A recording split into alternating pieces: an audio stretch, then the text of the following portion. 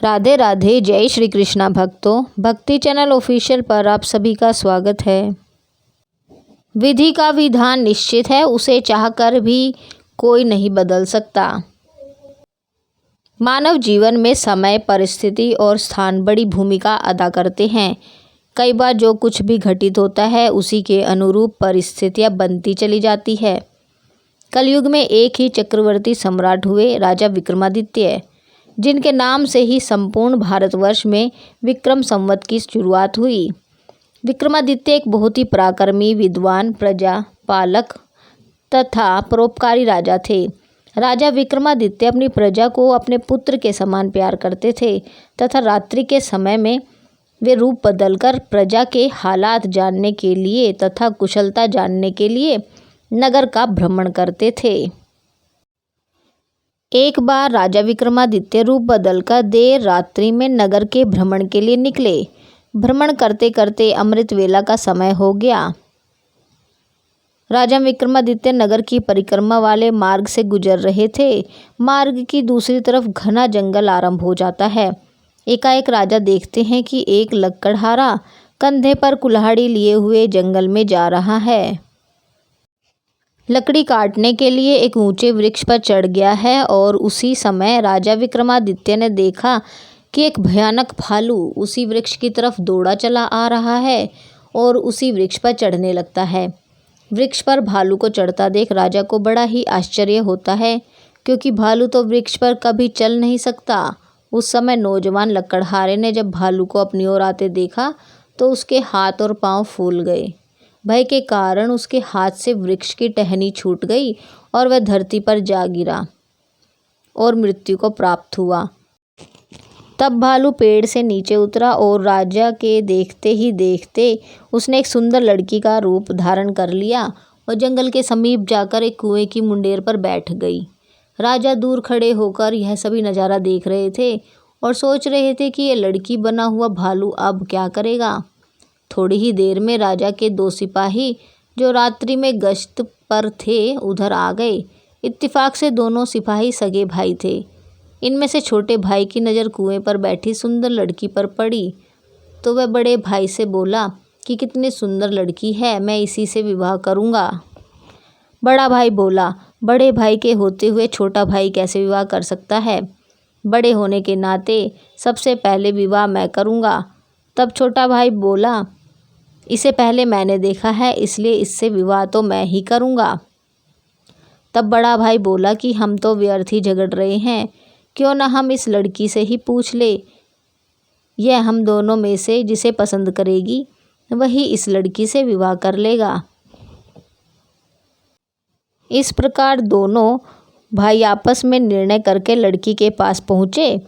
बड़े भाई ने उस लड़की से प्रश्न किया, हे सुंदरी, आप कौन हो और यहाँ क्या कर रही हो? वह लड़की बोली, मैं पास ही एक गांव में रहती हूँ और अपने पति की तलाश में निकली हूँ। छोटा भाई बोला, तुम्हारा पति कहाँ है? तुम चाहो तो उसे ढूंढने में हम तुम्हारी मदद कर सकते हैं। तब वह लड़की बोली, अभी तो मैं कुंवारी हूँ और किसी योग्य वर की तलाश में निकली हूँ।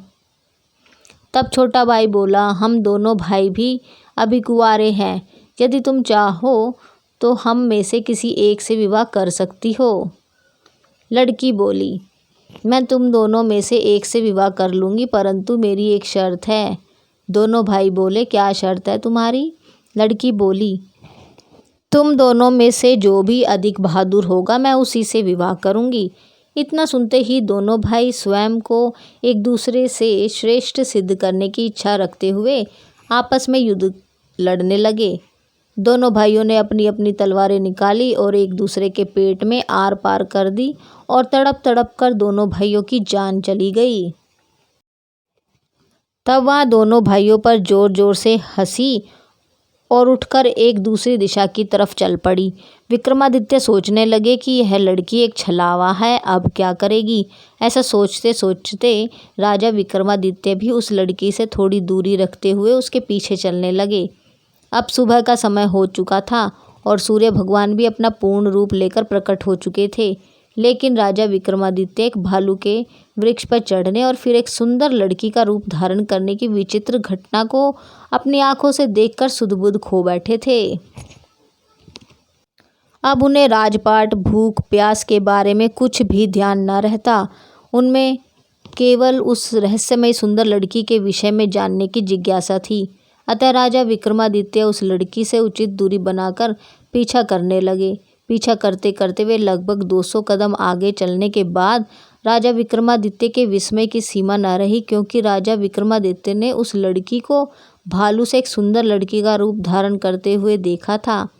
वह लड़की अब एकाएक एक जहरीले नाग का रूप धारण कर चुकी थी। वह जहरीला नाग अब बड़ी ही तेजी से आगे बढ़ने लगा। कुछ दूर आगे एक नदी के पास पहुँचे और राजा के देखते ही वह नाग उस नदी में कूद पड़ा। नदी में एक नाव चल रही थी जिसमें 30 से 35 लोग सवार थे। अब वह जहरीला नाग उस नाव की तरफ आगे बढ़ने लगा। सम्राट विक्रमादित्य किनारे पर खड़े होकर यह सब नज़ारा देख रहे थे। देखते ही देखते वह जहरीला नाग उस नाव में कूद पड़ा। जैसे ही नाव में बैठे सभी लोगों ने उस नाग को देखा, नाव में भगदड़ मच गई और सभी लोग अपनी जान बचाने के लिए पानी में कूद पड़े। जो लोग तैरना जानते थे उन सभी लोगों ने तैरकर अपनी जान बचा ली और नदी के बाहर निकल गए। जो लोग तैरना नहीं जानते थे वे लोग पानी में डूब गए और मर गए। सांप नदी से बाहर निकला और नदी के किनारे किनारे आगे बढ़ने लगा। सम्राट विक्रमादित्य भी उसके पीछे पीछे आगे बढ़ने लगे। कुछ दूर आगे जाने के बाद एक बार फिर से राजा विक्रमादित्य आश्चर्यचकित हो गए, क्योंकि उस नाग ने फिर से एक बार अपना रूप बदल लिया था। अब उस नाग ने एक ब्राह्मण का रूप धारण कर लिया था। राजा विक्रमादित्य ने सोचा कि इस रहस्यमयी प्राणी के विषय में जानकारी लेने का अब उचित अवसर है, क्योंकि अब यह एक निर्बल वृद्ध ब्राह्मण के रूप में है। इसके बारे में सुगमता से पूछ सकता हूँ। यह सोचकर राजा विक्रमादित्य उस ब्राह्मण की तरफ बढ़ने लगे। अब राजा विक्रमादित्य बड़ी ही तेजी के साथ चलते चलते उस वृद्ध ब्राह्मण के पास पहुँच गए और उसे हाथ जोड़कर प्रणाम किया। वृद्ध ब्राह्मण ने भी हाथ उठाकर अभिवादन स्वीकार किया। राजा विक्रमादित्य ने उस वृद्ध ब्राह्मण से प्रश्न किया, आप कौन हैं? तो वह ब्राह्मण बोला, तुम्हें दिखाई नहीं देता? मैं ब्राह्मण हूँ। राजा बोला, आप असत्य बोल रहे हैं, आप ब्राह्मण तो नहीं हो। वह बोला, तो तुम ही बता दो मैं कौन हूँ। राजा बोला, तुम वह नहीं हो जो नज़र आ रहे हो। वह बोला, तुम्हें इससे क्या लेना देना? तुम अपने काम से काम रखो और अपना रास्ता नापो। राजा बोला, मैं सच्चाई जाने बिना आपका पीछा नहीं छोड़ूंगा, आपको सच्चाई बतानी ही पड़ेगी। वह बोला, मैंने तुम्हें बताया तो, मैं एक ब्राह्मण हूँ। राजा बोला, आप मुझसे झूठ नहीं बोल सकते। मैं आपका तब से पीछा कर रहा हूँ जब से आप भालू बने हुए थे। उस समय आपने उस नौजवान लकड़हारे को मारा। फिर आपने एक सुंदर लड़की का रूप धारण किया और दोनों सिपाही जो सगे भाई थे उन्हें एक दूसरे के हाथ मरवा दिया। फिर आपने एक नाग का रूप धारण किया और नदी पार कर रहे नाव में बैठे यात्रियों को आपने नदी में कूदने पर विवश किया और वो मारे गए। अब आपने एक वृद्ध ब्राह्मण का रूप धारण किया है। अब सीधी तरह से सच सच बता दो, आप कौन हो? वह बोला, यदि नहीं बताऊं तो। यह सुनकर राजा ने अपनी तलवार निकाल ली और बोली, तो फिर मरने के लिए तैयार हो जाओ। तुम जानते नहीं यह राजा विक्रमादित्य की नगरी है और मैं राजा का वफादार नौकर हूँ। अब मरने से पहले जल्दी से बता दो कि तुम कौन हो। राजा विक्रमादित्य की यह धमकी सुनकर वह वृद्ध ब्राह्मण जोर जोर से खिलखिलाकर हंस पड़ा और बोला, मैं जानता हूँ कि यह महाप्रतापी सम्राट विक्रमादित्य की राजधानी है और मैं यह भी जानता हूँ कि तुम ही विश्व प्रसिद्ध सम्राट विक्रमादित्य हो। फिर भी एक बात जान लो, तुम मुझे नहीं मार सकते, बल्कि एक दिन ऐसा आएगा कि मैं तुम्हें ही मरने के लिए विवश कर दूंगा। उसकी यह बात सुनकर राजा विक्रमादित्य सोचने लगे कि जिसने इस रूप में भी मुझे पहचान लिया वह कोई साधारण इंसान तो नहीं हो सकता। तो राजा थोड़े विनम्र होकर बोले, अब आपने मुझे पहचान ही लिया है तो कृपा कर बताइए कि आप वास्तव में कौन हैं। तब वह ब्राह्मण बोला, किसी ने सच ही कहा है कि संसार में 4 प्रकार के हठ प्रसिद्ध है। राजा के, बालहट, त्रियहट और योगहट। तुम राजा हो, राजहट पर अड़े हो। बिना मेरी सच्चाई जाने तुम मानोगे नहीं, इसलिए मुझे बताना ही पड़ेगा कि मैं कौन हूँ। अतः राजन, अब ध्यान लगाकर सुनो कि मैं कौन हूँ और तुम्हारी राजधानी में क्यों आया हूँ। अब उस ब्राह्मण ने बताना शुरू किया। हे राजन, मैं तुम्हें बताता हूँ कि मैं कौन हूँ। जो भी मैं बताऊँगा एक एक शब्द ध्यान लगाकर सुनना। मेरा नाम काल है। तुम जानते हो कि इस संसार में जितने भी प्राणी जन्म लेते हैं उनकी मृत्यु निश्चित है, इसलिए इस भूमि को मृत्युलोक भी कहा जाता है। जब प्राणी माता के गर्भ में आता है, उसके संपूर्ण अंग बनने के बाद उसमें आत्मा प्रवेश करती है, अर्थात वह सजीव हो जाता है। उसी समय उसकी मृत्यु का समय, स्थान और परिस्थिति, मृत्यु किस प्रकार की होगी, यह सभी बातें विधाता की तरफ से निश्चित कर दी जाती है। और राजन, तुम यह भी जानते हो कि सभी प्राणियों का मृत्यु का लेखा जोखा चित्रगुप्त के पास रहता है। जब किसी प्राणी की मृत्यु का समय आ जाता है तो वह धर्मराज को सूचित करते हैं। अब सबकी मुक्ति अर्थात मृत्यु का समय, यह विभाग भगवान शिव के पास है। अतः धर्मराज उस प्राणी को मृत्यु प्रदान करने की आज्ञा भगवान शिव से मांगते हैं। जब भगवान शिव आज्ञा देते हैं तो धर्मराज मुझे अर्थात काल को आज्ञा देते हैं। तब मैं मृत्युलोक अथवा पृथ्वी पर आता हूँ। मुझे यह पता होता है कि किस प्राणी की किस समय, किस स्थान पर और किस स्थिति में मृत्यु होगी। मैं उन प्राणी को निश्चित समय पर लेकर जाता हूँ अथवा पहुँचा देता हूँ जहाँ उसकी मृत्यु लिखी हुई है अथवा निश्चित है, और किस प्रकार से उसकी मृत्यु लिखी गई है मैं उस स्थान पर वैसे ही परिस्थितियाँ और हालात बना देता हूँ। उस लकड़हारे को मैंने नहीं मारा। राजा विक्रमादित्य बोले, तुम फिर झूठ बोल रहे हो। मैंने स्वयं अपनी आंखों से देखा कि उस लकड़हारे की मृत्यु का कारण तुम ही थे। ब्राह्मण बोला, बेशक कारण मैं बना था, लेकिन सांसारिक लोग तो यही समझते हैं कि लकड़हारे की मृत्यु वृक्ष से गिरकर रक्षिका टहनी टूटने के कारण हुई है, और फिर मुझे तो मृत्यु देव धर्मराज के आदेश का पालन करना ही पड़ता है। उसकी मृत्यु वृक्ष से गिरने के कारण लिखी गई थी, इसलिए मैंने भालू बनकर वैसी ही परिस्थितियाँ व हालात पैदा कर दिए।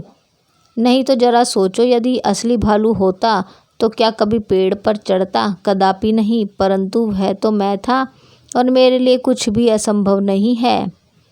अगर उन सिपाहियों की बात करें तो उनको भी मैंने नहीं मारा। उनकी मृत्यु एक दूसरे के हाथों लिखी थी, अतः उनके लिए मुझे एक सुंदर लड़की बनना पड़ा।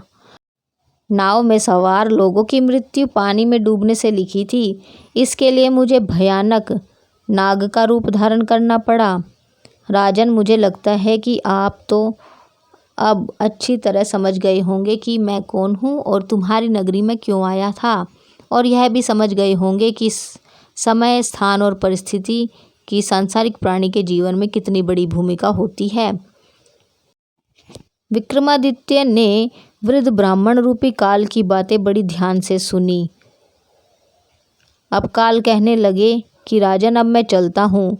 राजन बोले, हे कालदेव, आपने मुझे बहुत अच्छी जानकारी दी है, जिसके लिए मैं आपका बहुत आभार व्यक्त करता हूँ। कृपया जाने से पहले मेरे एक और प्रश्न का उत्तर देते जाइए। कालदेव बोले, पूछो, क्या पूछना है? शीघ्र पूछो, मेरे पास समय नहीं है। राजा विक्रमादित्य बोले, कृपा करके मुझे यह बताइए कि मेरी मृत्यु किस समय पर और किस प्रकार से होगी। कालदेव बोले, हे राजन, मैं यह तो बता सकता हूँ कि तुम्हारी मृत्यु कहाँ और किस प्रकार से होगी, परंतु यह नहीं बता सकता कि तुम्हारी मृत्यु कब होगी। राजा विक्रमादित्य बोले, हे कालदेव, मृत्यु का समय बताने में आपको क्या आपत्ति है? कालदेव बोले, हे राजन, यदि मैं पहले ही आपको मृत्यु का समय बता दिया तो इसी क्षण से आप चिंताग्रस्त हो जाओगे, और आप तो जानते हो कि चिंता और चिता दोनों में कोई अंतर नहीं है। अभी तो आपको अपने शासनकाल में बहुत से शुभ और जन कल्याण के कार्य करने हैं। राजा विक्रमादित्य बोले, चलो समय ना सही, यह तो बता दो कि मेरी मृत्यु कहाँ और कैसे होगी। कालदेव बोले, सुनो, राजन, तुम्हारी मृत्यु तुम्हारे ही महल में सीढ़ियों से पांव फिसलने से गिरने के कारण होगी। इतनी बात सम्राट विक्रमादित्य को बताकर वह ब्राह्मण रूपी काल शीघ्रता से एक दिशा की ओर आगे चल पड़े और कुछ दूर जाकर विलुप्त हो गए। अब इस समय सूर्य भगवान भी पूर्ण रूप से अस्त हो चुके थे। चारों तरफ अंधकार छा गया था। राजा विक्रमादित्य अब तक शारीरिक और मानसिक रूप से थक चुके थे, अतः मन में गहन सोच विचार के लिए तेज तेज कदमों से अपने महल की ओर प्रस्थान करने लगे। तो इसी जानकारी के साथ हम आज की वीडियो को यहीं समाप्त करते हैं। उम्मीद है आपको हमारी आज की वीडियो पसंद आई होगी। वीडियो पसंद आई हो तो हमारी वीडियो को लाइक और शेयर कीजिए, और यदि अभी तक आपने हमारे चैनल को सब्सक्राइब नहीं किया है तो चैनल को सब्सक्राइब कर लीजिए और बेल आइकन को प्रेस कीजिए, ताकि आने वाली सभी अगली वीडियो की जानकारी आपको मिल सके। Thank you for watching. Radhe Radhe. जय श्री कृष्णा।